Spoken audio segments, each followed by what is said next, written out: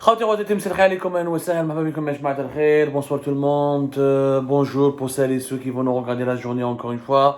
J'espère que vous allez bien, j'espère que vous passez une agréable journée du 11 décembre 2022. Justement, Yannes, il y a un événement très important qui a été un petit peu qui passait dans l'ombre à cause de la Coupe du Monde de football, les matchs, l'enthousiasme, cette liesse de la qualification d'un premier pays arabe africain en demi-finale. Ça nous a un petit peu étourdis, ça on a oublié un petit peu d'autres sujets très importants d'actualité internationale et nationale en Algérie. Alors il y a un événement très important qui se déroule depuis le vendredi dernier, le 9 décembre 2022 à Riyad, en Arabie Saoudite. Il y a quand même le premier sommet sino-arabe, le premier sommet de la Chine avec le monde arabe. Le sommet dirigeants chinois et arabes qui a commencé en Arabie Saoudite à Riyad et qui a regroupé de nombreux importants dirigeants arabes et le numéro 1 de la Chine, le leader chinois Xi Jinping, qui est à Riyad en Arabie Saoudite pour rencontrer l'ensemble des dirigeants arabes pour parler de la coopération entre les différents pays arabes et la Chine, des perspectives de la coopération économique, des affaires, des investissements et comment la Chine et le monde arabe pourront se positionner dans ce nouveau monde qui est en train d'apparaître sous nos yeux, de naître sous nos yeux, avec depuis le début de la guerre en Ukraine, avec l'invasion de l'Ukraine par la Russie, le bras de fer qui oppose la Russie et son allié la Chine, entre autres à l'Occident, au bloc occidental piloté par les États-Unis d'Amérique. C'est un sommet très important et malheureusement, je ne comprends pas, Abdelmajid Tebboune a commis la connerie de ne pas y aller.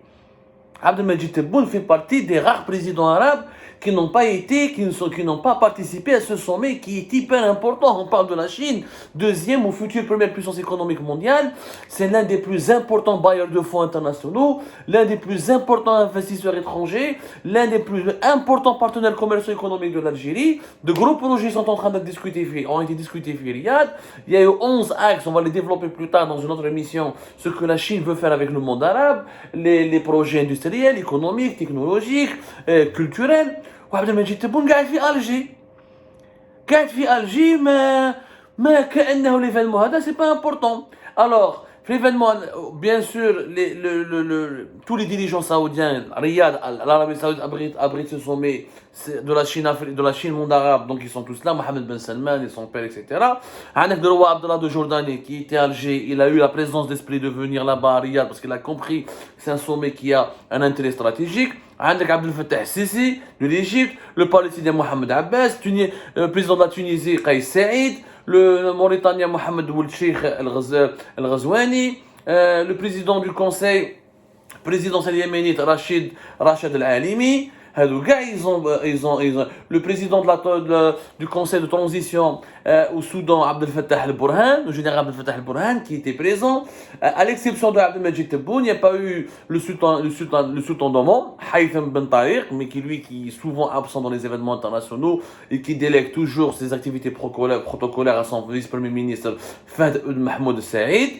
Ou avec l'émir du, comment il s'appelle, le prince héritier du Koweït, qui ne participe pas lui aussi à beaucoup d'activités internationales. Il a délégué, il a été représenté lui aussi,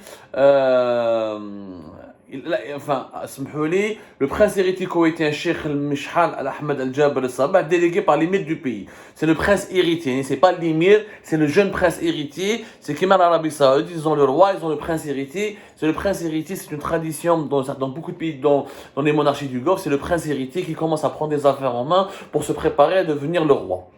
Donc Tebboune a été un absent de marque.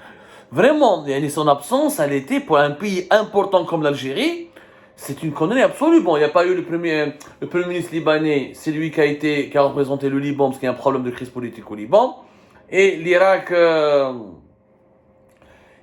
c'était toujours le premier ministre irakien qui a participé. Bon, l'Irak aussi, il a des problématiques politiques en ce moment importantes au niveau interne. Où l'Algérie, elle a envoyé son premier ministre, Ayman Ben Abdelrahman. Mais c'est ce qui est inexpliqué et irrationnel. C'est un sommet hyper important. Il est plus important que la COP27. Les Chinois, Ya jama'a, je vous rappelle des chiffres très importants. La Chine, depuis 2020, elle est devenue le premier investisseur étranger dans le monde. C'est-à-dire tous les investissements étrangers, les IDE, ce qu'on appelle les IDE, les investissements directs étrangers investis à travers le monde, proviennent de Chine. La Chine a investi plus de 130 jusqu'à 133 milliards de dollars en termes d'investissements directs étrangers. Elle a dépassé les États-Unis d'Amérique qui ont investi à l'étranger 93 milliards de dollars depuis 2020. Elle a dépassé le Japon et l'Allemagne, qui sont les principaux importants pays investisseurs à l'étranger.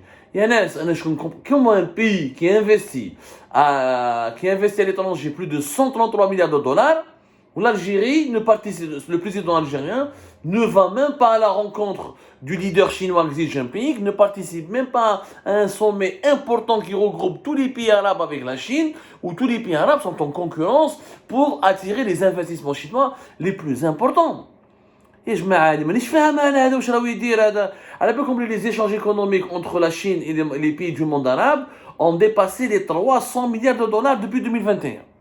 On parle de 330 milliards de dollars pratiquement. C'est énorme. L'Algérie, son premier partenaire commercial économique, c'est la Chine. On a 8 milliards de dollars d'échanges commerciaux avec la Chine. À l'époque de Abdelaziz Bouteflika, la Chine était bien positionnée pour aider l'Algérie à se développer dans plusieurs secteurs.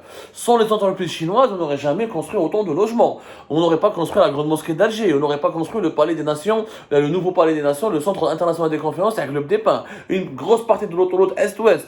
La Chine a joué un rôle important à l'époque de Abdelaziz Bouteflika. Abdelaziz Bouteflika a tissé des relations, très importantes avec la Chine. Et nous avons pu profiter Abdelaziz Bouteflika était très intelligent. Il a profité de la présence de la force politique de la Chine au sein du Conseil de sécurité. C'est un pays qui a le droit de veto. Donc, le soutien de la Chine à l'Algérie dans plusieurs questions géopolitiques mondiales nous a permis à l'Algérie de défendre nettement mieux ses intérêts. Alors qu'avant Bouteflika, on était uniquement adossé à la Russie. Mais comme la Russie s'est effondrée, l'Union soviétique s'est effondrée début des années 90, et que durant toute la décennie des années 90, la Russie était totalement en faillite, un pays instable, Poutine n'a pu redresser la Russie qu'à partir de 2005-2006 jusqu'à 2010 réellement. Le redémarrage de la Russie a commencé réellement à partir de 2010 au-delà. Mais durant les 2 décennies des années 90, l'effondrement de l'Union soviétique et la première décennie des années 2000, la Russie était en pleine reconstruction. Heureusement que Bouteflika s'est beaucoup rapproché de la Chine, il a bien dragué les Chinois et les Chinois ont soutenu l'Algérie dans pas mal de projets, dans pas mal d'investissements économiques. Bon, malheureusement, le tort de Bouteflika, c'est qu'il a plus donné à la Chine qu'on a reçu. C'est-à-dire que nous, on a beaucoup payé les Chinois, on leur a donné beaucoup de marchés, on a importé sur les 8 milliards de dollars, ou 7 milliards de dollars sur les 8 milliards de dollars, 7 milliards de dollars d'importation, où on leur exporte uniquement 1 milliard de dollars, ce qui n'est pas beaucoup. On avait une relation déséquilibrée. Ils nous ont aidé à reconstruire le pays. Bon, il y a eu des cadeaux, qui mettent cadeau à l'Opéra d'Alger, Violet Fayette, etc. Il y a eu des gestes importants de la part de la Chine. Et la Chine était prête à faire beaucoup plus pour l'Algérie. Mais malheureusement, les crises politiques dans la succession d'Abdelaziz Bouteflika et l'instabilité du régime algérien n'a pas permis à la Chine d'offrir à l'Algérie ce qu'elle aurait pu lui offrir. Mais c'est vrai que l'Algérie a plus donné à la Chine qu'autre chose. Les entreprises chinoises n'ont pas créé beaucoup d'emplois. Les entreprises chinoises, quand ils prennent des marchés, ils ramènent leurs ouvriers, les Chinois. Mais c'est pas mal de projets au niveau du retard que l'Algérie avait accusé en termes d'équipement public, parce qu'on est sorti de la décennie noire, on n'avait ni route, ni pont, l'Algérie était exempte. On était un pays sous-développé. L'Éthiopie, le Rwanda, le Sénégal, le Ghana aurait pu être beaucoup mieux équipés que nous. Heureusement qu'on a investi beaucoup d'argent pour construire des autoroutes, des routes, plus de 3 millions de logements, plus on a financé des nouveaux aéroports, il y a eu un effort important au niveau des infrastructures en Algérie durant la décennie. Nous avons des barrages, des centrales électriques, et la Chine a aidé l'Algérie énormément à participer, pas aider parce qu'ils ont été payés, c'est pas gratuit, à participer à l'effort de reconstruction de l'Algérie. Malheureusement, depuis l'arrivée d'Abdelmadjid Tebboune en Algérie, au pouvoir, les relations avec les Chinois sont au strict minimum. On a joué avec le vaccin anti-Covid, mais il n'y a aucun projet. Parce que, c'était la phase durant laquelle la Chine s'est engagée, parce que les Algériens, à la fin du 4e mandat, le régime algérien il a compris que la Chine devrait, les relations avec la Chine ne sont pas équitables, et on devrait les pousser à investir au lieu de prendre que des marchés. Ça a commencé, la Chine voulait faire le grand projet, le port de Hamdani et Cherchel, le projet du phosphate à Tebessa, c'est des projets qui datent de l'époque de Bouteflika, c'est pas de Majid Tebboune. Mais la Chine, les projets tout a été saboté. Le port à Cherchel, et les Chinois ont fait des propositions qui ont été refusées, des fois à juste titre, parce que l'endettement à la chinoise, elle est très dangereux. Les Chinois te prêtent des crédits, ils te font des prêts, mais les conditions sont souvent dangereuses, mais on n'a rien fait pour négocier avec eux. Le projet du phosphate, c'était à Citic Group, premier conglomérat économique en Chine, qui pèse 1000 milliards de dollars pratiquement de capitalisation boursière et de fonds propres. Dans le phosphate, on a deux sociétés chinoises de très petite envergure. Mais à part les hydrocarbures, Sinopec, CNPC, deux sociétés chinoises ont remporté quelques marchés. Tous les projets industriels qui étaient prévus, les projets de construction de nouvelles infrastructures, l'industrialisation de l'Algérie s'est totalement arrêtée parce que la Chine s'est retirée de l'Algérie. L'arrivée de Abdelmajid Tebboune n'a pas amélioré les rapports avec la Chine. On n'a pas retrouvé les bons rapports qu'on avait avec la Chine à l'époque de Abdelaziz Bouteflika. Et selon plusieurs de mes informations et de mes sources qui sont proches qui ont approché l'ambassade de Chine à Alger, il y a une forte déception. Il y a une grosse déception du côté chinois. Et on va expliquer pourquoi. On fera des révélations très précises. On est en train de faire une grosse enquête sur les malentendus pourquoi la coopération bilatérale avec la Chine tourne au ralenti. On leur achète des produits, ils nous aident de manière superficielle, mais comme ils aident tous les autres pays arabes, tous les autres pays africains, alors que la Chine avait de grandes ambitions en Algérie. À l'époque de Bouteflika, on avait de grandes ambitions. La Chine voulait transformer l'Algérie en une base logistique industrielle pour son économie en Afrique du Nord. Là, elle s'est tournée vers l'Égypte. Les échanges économiques maintenant entre l'Égypte et la Chine sont plus importants que les échanges commerciaux avec l'Algérie. Avec l'Égypte, ça a dépassé les 10 milliards de dollars. On en a fait 8 milliards de dollars. Avec l'Arabie Saoudite, les échanges ont beaucoup augmenté. Ils ont dépassé, selon les derniers chiffres, les 80 milliards de dollars. C'est important, ça c'est normal parce que la Chine achète beaucoup de pétrole saoudien. Mais le Qatar a renforcé ses relations avec la Chine. Dans les infrastructures de la Coupe du Monde, beaucoup d'entreprises chinoises ont travaillé au Qatar. Mais maintenant, on a laissé les autres pays nous prendre l'allié chinois. C'est hyper dangereux, Yanis. Abdelmajid Tebboune, son absence, en boycottant, je ne sais pas s'il a boycotté parce qu'il a envoyé son premier ministre, en étant absent à ce sommet très important de la Chine et de l'Afrique, à Riyad, en Arabie Saoudite, il envoie un mauvais signal à la Chine. Ça veut dire que la Chine ne compte pas.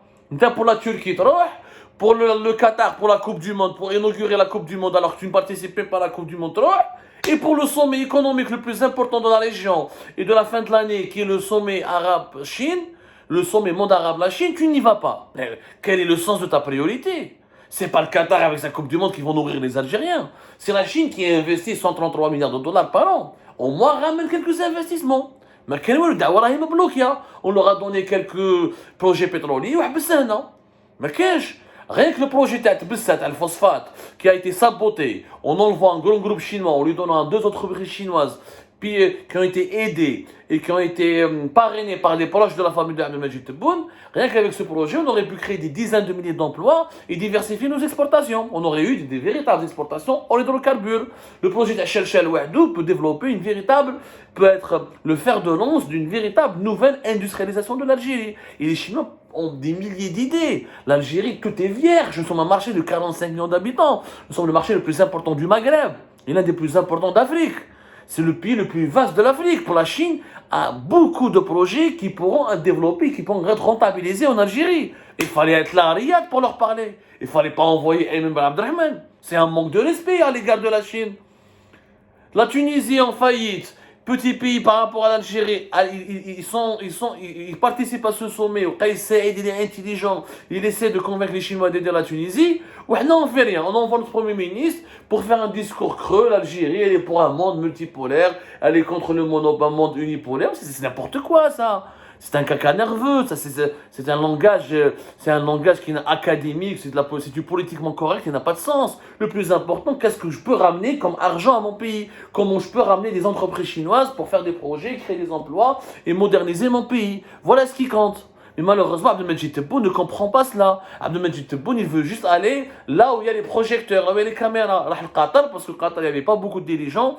Quand Houas, Sisi, Mohamed Ben Salman, il que les caméras seront projetées sur moi. Comme il aime le football, je vais profiter.